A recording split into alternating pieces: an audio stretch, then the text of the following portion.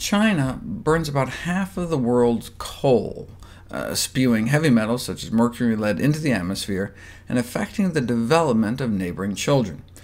But what if you don't live in China, or eat anything produced in China? Well, you could still be exposed to mercury that settles in the oceans if you eat fish and seafood, but some people drink something from China: tea. China is one of the biggest exporters, but their rapid industrialization has raised concerns about lead contamination.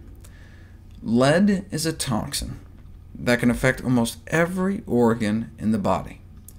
And the more lead in the soil, the more that ends up in the tea leaves. And the closer the tea is grown to the highway, the higher the level, suggesting leaded gas, which wasn't banned in China until the year 2000, may also be playing a role. And just like larger, longer-living fish accumulate more mercury, longer-living leaves accumulate more lead. Young tea leaves appear to have 2 to 6 times less lead than mature tea leaves.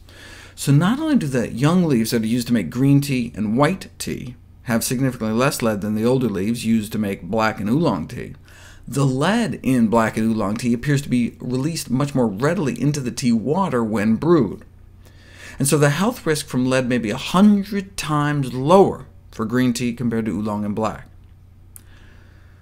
Since certain fungicides may have heavy metal impurities, one might assume organic teas would be less contaminated, but in a study of 30 common teas off North American store shelves, there did not seem to be less toxic element contamination than regular tea, though presumably organic tea would have much less pesticide contamination.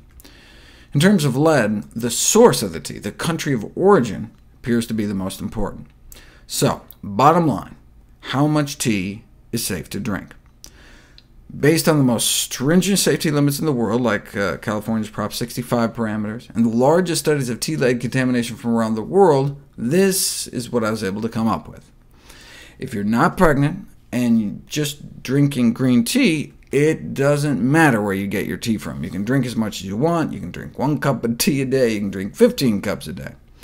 But given the average levels of lead in Chinese black tea samples, more than 3 cups a day would exceed the daily safety limit for lead, or at least could exceed it.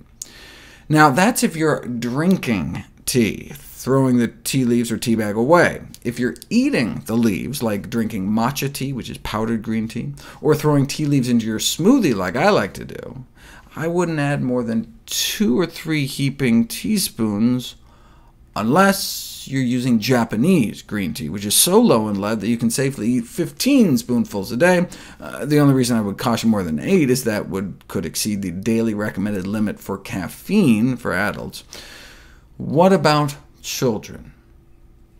If you're a 70-pound 10-year-old, lead still isn't a problem drinking green tea, but the safe caffeine intake for children is probably down around 3 milligrams per kilogram, which would limit you to about 4 cups a day, though I wouldn't add more than 2 spoonfuls of Japanese green tea to a child's smoothie for caffeine reasons, and more than 1 of Chinese green tea for lead reasons.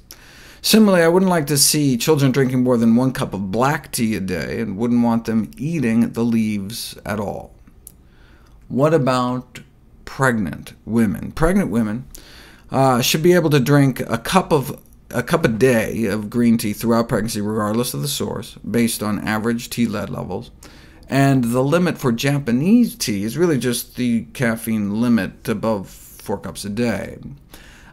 I wouldn't recommend drinking black tea during pregnancy, though, or eating any kind of tea leaves, unless you know you're getting tea from a low lead source.